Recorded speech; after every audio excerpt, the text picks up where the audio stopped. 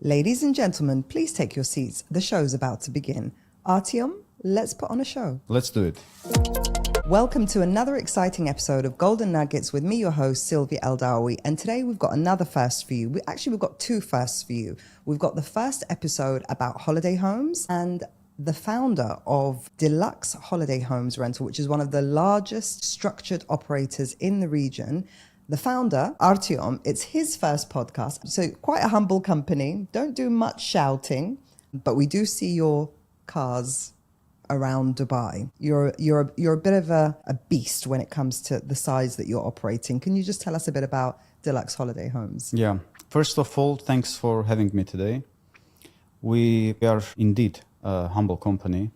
We don't do show-offs. We don't do much of shoutings about us. We just do our work properly. So we started as a one-man show in 2015, and gradually, step by step, within 9 years, we became one of the largest holiday home professional operators in the region.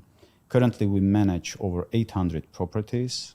It includes apartments, villas, townhouses, penthouses, you name it. We have over 265 in-house employees to manage the operations, over 55 owned vehicles to run the operation smoothly. Yeah, I see them all around. Yep. Yeah. We have 4 offices, one in Fujairah, 2 in Dubai, and 1 back office in Armenia, as well as 2 multi-story huge warehouses located in Al-Quoz that allow us to organize all the processes A to Z. One of the characteristics of our company is that we manage everything in-house, A to Z. So we are a 360 full service property management company. So there's a lot of competition, a lot of players in the space, Artyom. What would you say sets Deluxe Holiday Homes apart from the competition? I would highlight number 1 is the reliability.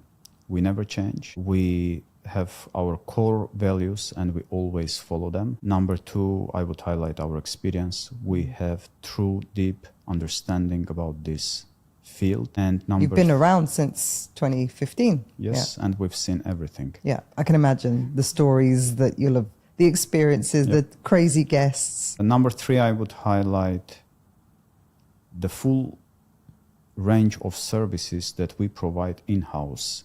So basically, we don't outsource any service. Everything is done in-house, and we are responsible for every service. You will never hear us saying the other company failed, because it's all us doing the job. Cleaning, maintenance. From interior design to housekeeping, to marketing, advertising, listing, accounting, revenue management, customer service, direct reservations, you just name it. We even have in-house programmers who are coding our own software. For what? So we're coding our own property management system. It's already on a fully running basis. Our next product will be our own revenue management system. We have partners portal in the pipeline, which will allow us to connect to thousands of partners globally. We are building a guest and landlord portal, and the list goes on. How do you compete with a platform like Airbnb? We don't compete with them. We use them as our partners to sell our properties. They are a selling medium for us. In fact, we are diversifying our selling channels, and one of our core differences is that we have up to 40% direct reservation rate. I don't know any other company who achieved that. Is that repeat reservation, like repeat guests, or? I would say more than 20% are repeat guests, and another 20% are the results of our direct marketing. So I guess that's a myth then, that holiday homes guests are just choosing the property. No, there are some cases where they're choosing the holiday homes operator. Definitely, especially when you're offering such variety of services. We have guests who are staying with us 5th or 6th time already. So Once they stayed in Dubai Marina, second time they stayed in downtown, third time they stayed on Palm Jumeirah Villa, fourth time they've referred their relatives. And soon, by the way, we're going to have a loyalty program for our guests where they can collect and use their points inside the same system. Similar to hotels. But with much variety of options. Brilliant. Imagine you have accommodations of all sorts, of all kinds across the entire city, hopefully across the entire country.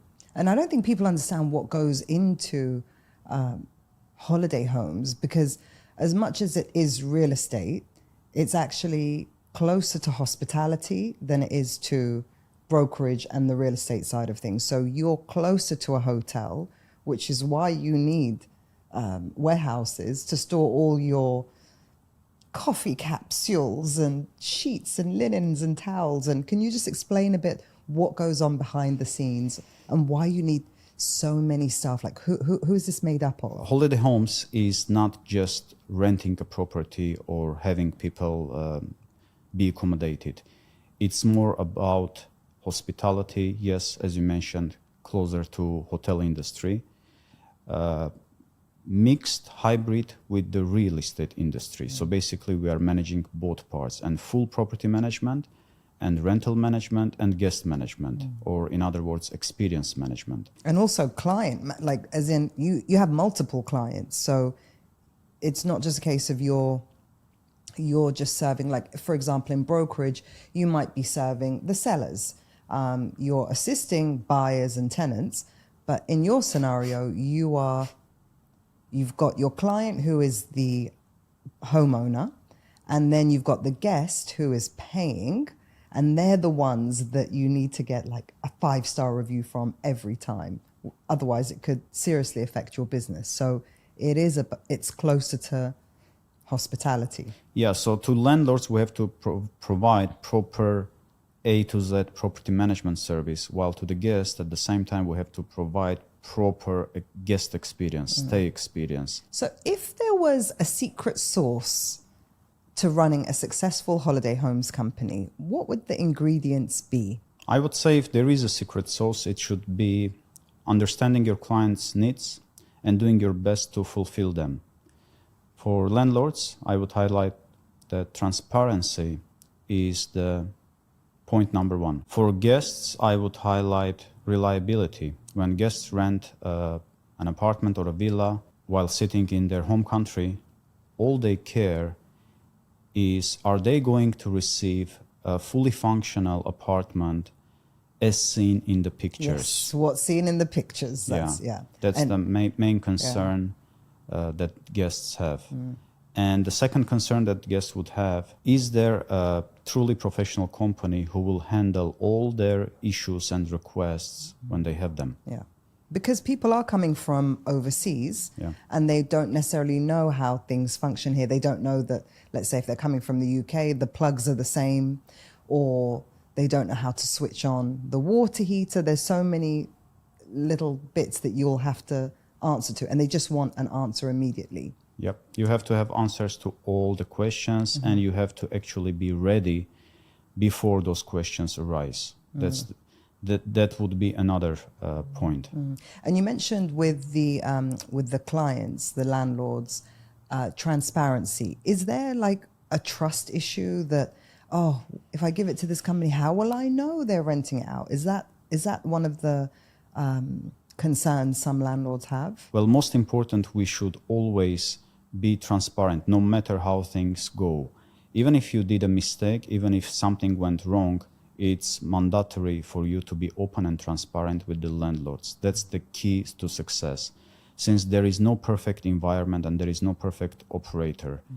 And treating the landlords not just as clients, but as partners is one of the key elements in property management.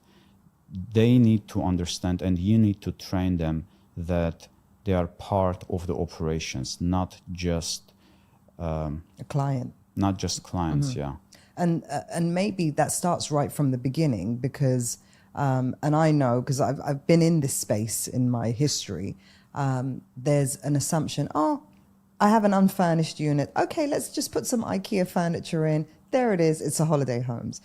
It's not.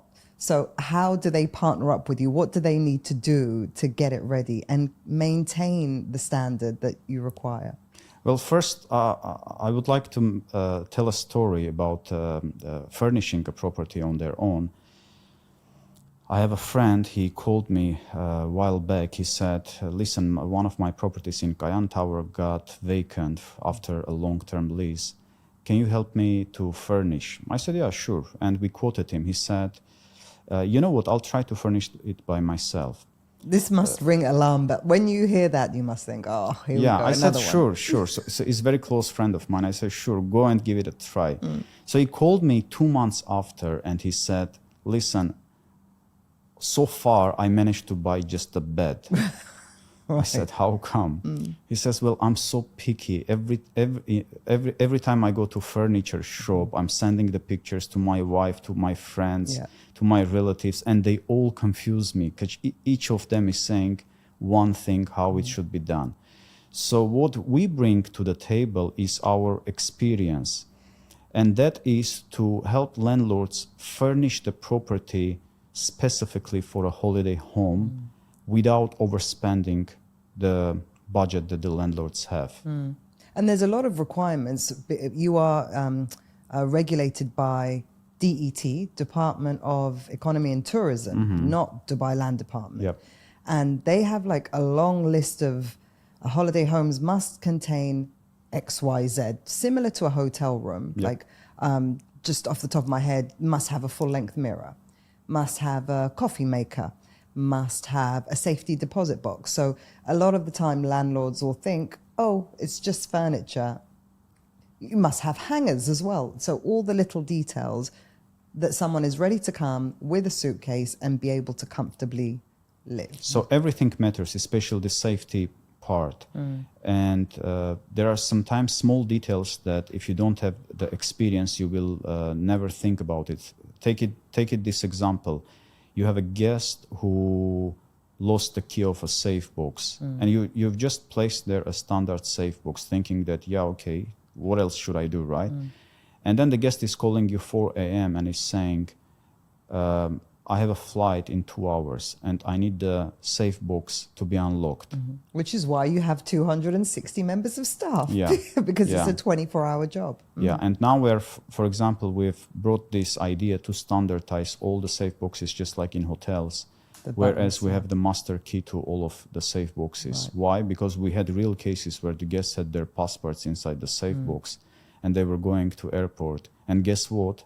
In some cases, we didn't manage to help them, so they were late for their flights.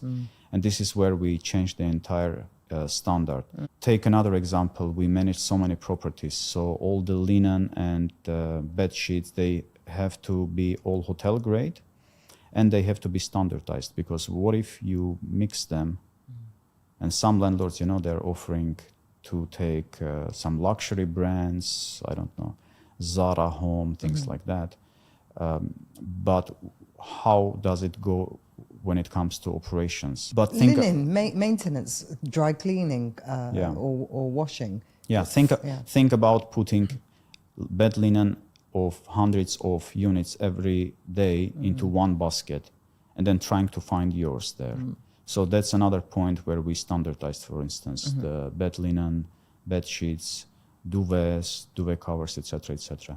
There are so many details in operations, and every detail matters. There is no single detail that is not important. Well, let's talk about the differences between managing short-term rentals versus managing long-term rentals, because I come from the long-term rental management background, and I'm aware of what you go through, and it is a different ball game altogether. So what are some of the key differences you're The first point would be the compliance and regulations. While, as you mentioned, long-term rentals are under land department, short-term rentals are under tourism ministry. So the short-term rentals have much higher compliance requirements and standards that you have to follow. Additionally, you pass throughout so many inspections by government throughout the year. It's not just you're renting it one time in a year, but like in the case of the long-term rental. So actually, a representative from DET comes and checks the Oh, unit. yes, they do. How And often? they come several times at least a year, and they come spontaneously. They can call you and say, we need to inspect your property, XYZ. Come and open it, that's it. And you should be always ready for it. That call. And if you miss even a single picture on a wall, you're going to get fined. So it's not just about having the right items. It's up to the point of having a wall covered with a picture or decoration. That's so how you strict cannot, they are. You cannot have, or is it just has to match the photos, or you actually have to have artwork on the walls? You should have artwork on the walls. That's what they require. You should have clean upholstery all the time. You should not have worn out furniture at any point of time. You're going to get fined for any of them. Not to speak about missing any of the safety elements. And I'd say, there has been probably in the last few years a real competition between long-term rental and short-term rental, not only for the reason that it's easier to, with long-term rental, you have to give 12 months notice to evict a tenant. So some landlords have opted for short-term for that flexibility. Have you noticed that? Oh yes, we have many landlords who switch to short-term due to this reason. Many, in fact, faced issues while trying to have their property vacated on time. And it's not just 12 months notice. You still have to fight after that in most of the times. Many landlords still don't know about it. In fact, they think it's just a notice. It's not just a notice. You have to, tenant needs to agree with your notice. And if they don't, they can try to stay for a couple of years more. I have cases where tenants managed to live in the property for 3 to 4 years. And Beyond the landlord, eviction. The landlord couldn't evict them because it's a paying tenant. They don't violate anything, and government is protecting the tenants. And it's the right thing to do. It's an international approach, in fact. So in short term, it's more flexible. You can stay in your property. You can have your relatives to stay in your property. You can sell it easily while it's still generating income without ever being stopped. And you can change your mind at any point of time. You can give it a try. If you don't like the outcome, you can switch to long-term again. And do you get that a lot, like people switching backwards and forwards? We don't get a lot of requests switching from short-term to long-term, but it happens, yes. Okay.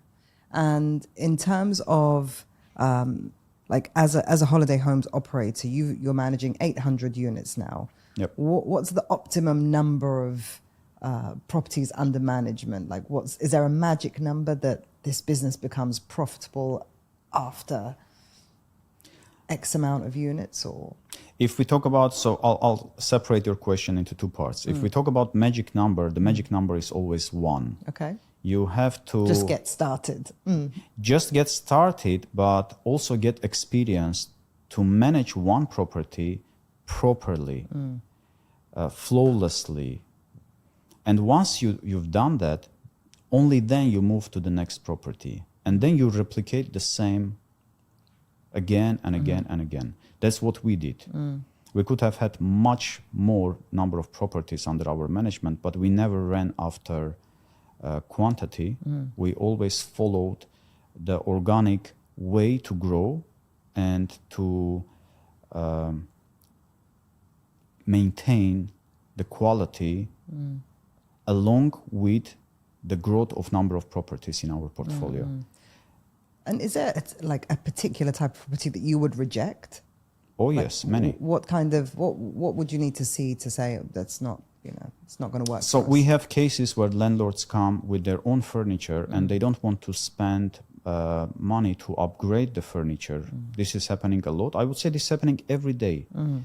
And we have to reject them because we need the guests to enjoy their stay. Even though it might be way better value than some of your luxury properties, or it just goes against the brand Deluxe? Well, first of all, under Deluxe, we don't mean that all the properties are on luxury category. Deluxe, we refer to the quality of the services that we provide. since in our portfolio, and we have the largest variety of portfolio in the region, we provide an affordable range and mid-range and luxury range. So you cannot say that a single studio in a suburban area is a luxury one. It's affordable, and there is a specific client who needs that. And it's great when building owners or landlords come to you directly, but a lot of the decisions for whether it will be holiday homes or long-term rental, a lot of those decisions are advised way earlier on by the real estate agents that are selling these properties. So what would your advice be to real estate agents on how best to advise landlords on their investment, whether they should be doing? Because I think the standard line that they're using is probably, do holiday homes, you get 30% higher revenue. What can they say that's a bit more articulate, shall we say? I would advise all real estate agents to properly investigate and understand their client needs first, not to refer them to short-term or long-term just for the sake of earning commission. Each landlord is different, and they have different financial goals and different expectations on how their properties should be maintained. Do you think there's, if someone's a particularly fussy landlord and they want the quality to be maintained to a high standard, would you rather recommend long-term rental over short-term rental? Do you see a steady decline in the quality of the internals of a property when it's on holiday homes? By the way, this is a big misconcept that everyone has, that if the property is on a short-term basis, then the furniture gets worn out very quickly. Yeah, there's this assumption that people on holiday in Dubai just spend all their time on the sofa or having parties. No, that's not really true. You need to understand that, for instance, when we are managing our properties, we are maintaining it on a daily basis. Let's exaggerate it a little bit, but it's almost on a daily basis. While if you are just renting it out on a yearly contract, you're not seeing it for years, and you don't know how the tenants maintain it. There's no visibility unless a contractor goes in. And on the top of this, we do renovate the apartment, the furniture, time to time. So, for instance, we have properties that lasted with us over 7 years, and if you enter it, you will never think that it's a 7 years old property under holiday home program. I would say it's all about how the operator maintains it and how the landlord supports the idea of maintaining it, because there are costs associated with it. So there's maybe it's a misconception, but there's an assumption that perhaps the one night bookings or two short bookings, less than 3 nights, are most likely to trash an apartment. Well, there are always ways to avoid such incidents. For instance, we maintain minimum number of nights for apartments, and in different areas, in different buildings, this minimum number is different.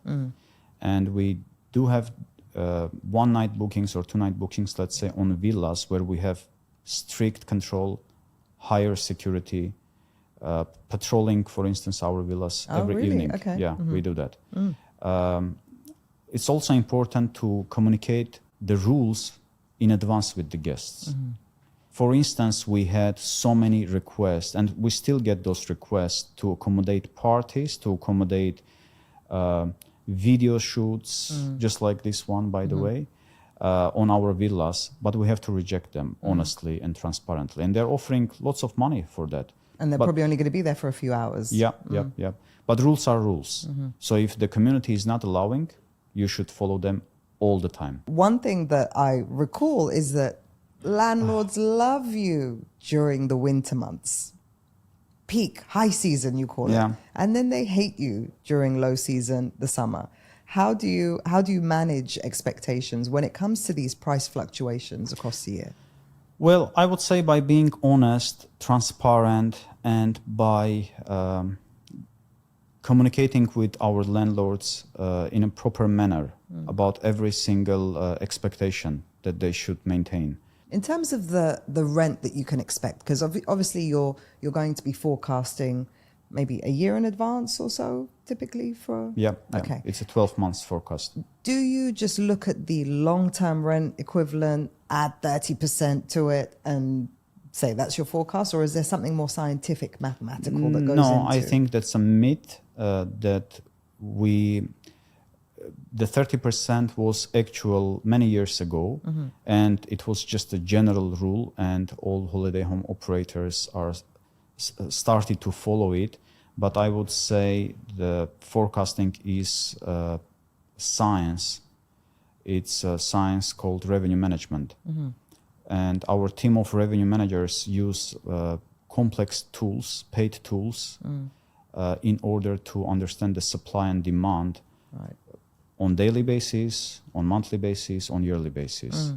It's not relevant to long-term prices at all. And there are cases where short-term can generate, in fact, much less than the long-term. Interesting. Okay, well, you said it. Now you've said it. So in terms of the science, you're looking at not just competing properties, but you're looking at demand as well. So is that, how is that, how do you get that data? Is it from Airbnb searches or Booking.com searches? Like, how do they know what the... No, there are analytical tools that provide you the demand. They are mostly connected to the events, and the impact of event can be also measured, because you have sometimes events which are irrelevant to certain areas. Let's say if something happens in World Trade Center, maybe it will not affect your properties in DIP. Right? So events have effect. Geographical effect. Yeah, geographical effect as well as financial effect. And the use of analytical tools is very important to price the properties accordingly. And is there anything apart from, having an operator that uses such tools, is there anything the landlords can be doing themselves to maximize their return on investment or to improve the performance of a unit? While renting it by themselves or while giving it to the operator? Both. I wouldn't recommend any landlord to rent it by themselves. That's my approach. Because being in this business and having built one of the largest companies in this field, I understand the complexity of the problems that we are facing with on a daily basis. And I think landlords should refer to professional operators to manage their properties if they ever want to go with a short term. When it comes to landlords helping the operators, yes, they can. I would say number one is to trust the operator, the one they have chosen, not to interfere in daily operations, not to interfere in pricing strategy, and to be collaborative when it comes to upgrades, renovations, pleasing the guests by providing something extra. This also happens. But it's not cheap. And we're talking it's probably the most expensive service, apart from maybe selling property, but it's operating could usually be 20 to 25% of revenue. So it's quite a big chunk. And people might not understand what goes behind that. So can you justify your operator fees just for the benefit of the industry? And well, as we know, the industry standard for long-term management is 5%. 5, maximum 7%. And the short term is approximately 20%. I'm talking about just average standard. And let's talk about what's the difference. In long term, you're renting your property just to one tenant and it can last a year, 2, 3 or more. In short term, with every property, you're dealing with 40 to 50 check-ins and check-outs. Per year. If we convert this into hours, a property manager on average spends 10 to 20 hours to manage his property annually. Okay. While in short term, this goes up to 500 to 600 hours that we spend to manage a single property annually. So I think that justifies the price increase. And on the top, add extra services that are part of the management fee of this 20%, let's say. For instance, housekeeping can consume as high as 6 to 8% of the management fee. Right. And the proper direct marketing can consume up to 5% of your management fee. So in reality, we're still working with the 5 net percent. So you're just basically doing way more with way more turnover. Take it this way, you can do long-term management with just a couple of people in the team. In our company, we have 265 people doing the entire job. Okay. And there's now another alternative, is the rent to rent, which is kind of taking a chunk of the pie. So what would you say to a landlord who's considering going down the rent to rent or subleasing route, renting it out to a subletter, versus taking the partnership journey with an operator? When a landlord sublets his property, he has slightly more clarity about his expectations since he's letting it for a year. Yeah. However, there are heavy risks involved, and we saw several instances where the holiday home company simply shut down. Right. They went bankruptcy, and landlords faced court cases because of this.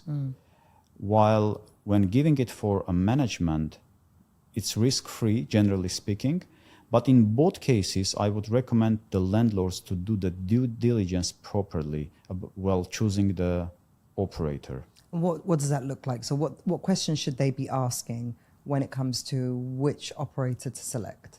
Because there's a lot out there and it's growing. While choosing a holiday home operator, I would recommend all the landlords to do due diligence and not just to believe the words, advertisements they're listening to. Number one, verify the track record of a company. How many years of experience in managing similar properties do they have? Similar properties? Yes. Okay. Number two, the occupancy rates. Check their occupancy rates on booking.com, Airbnb, on their website. See if it's matching the ones that they have promised to you. So is that just looking at how long the unit is booked for in the next couple of weeks, or how do you? Yes, easily. When you go to, let's say, Airbnb, you can, by selecting the calendar, you can see when it's booked. When it's booked and when it's available. And if you just monitor a couple of properties, you will have average idea whether the numbers that they've promised is matching or not. Okay. Number three, reviews. This is reviews, Google reviews for the company or Airbnb reviews? Both. Okay. You need to verify the reviews by the guests because they can promise anything. But what matters is what they deliver to the guest. Imagine this. No matter what you promise, if you don't provide the right service to the guest, sooner or later, you're not going to get the results. Right. And that could be like, it is as simple as having a unit with 2 or 3 bad reviews. That can kill a unit for life. Yeah, that's true. Number 4, the company structure. They can say we provide 24/7 customer service. I would question, all right, where is your customer service? Is it Dubai-based? Is it based in Philippines? Give me the numbers. I want to check whether you really have 24/7 or it's just a promise. Another point is the compliance and the quality they maintain inside their properties. Simply visit some of similar properties and understand whether what they promised is really matching the reality. Technology. Make sure the company has the right technology to maintain the prices and the operations. Sometimes you want to even talk to the revenue manager and understand if the company even has one. And if they have an algorithm, a system, a formula. Who does the pricing in the company? Based on what they do their pricing? How do they check the competitors? What technology do they use to price their properties? Maintenance and housekeeping. Visit properties while they're being maintained or cleaned, and you'll have clear understanding at what level this is being done. What would you say has been one of the biggest challenges you faced in running Deluxe Holiday Homes, and how did you turn it into a positive? The biggest challenge, I believe, was during COVID time. Oh, of course. Yeah, when we were restricted to work from office, the operations was very limited, and we had to take urgent actions. We had to be mobile. And what surprised me while working from home, while working in such tough conditions, the team united like never before.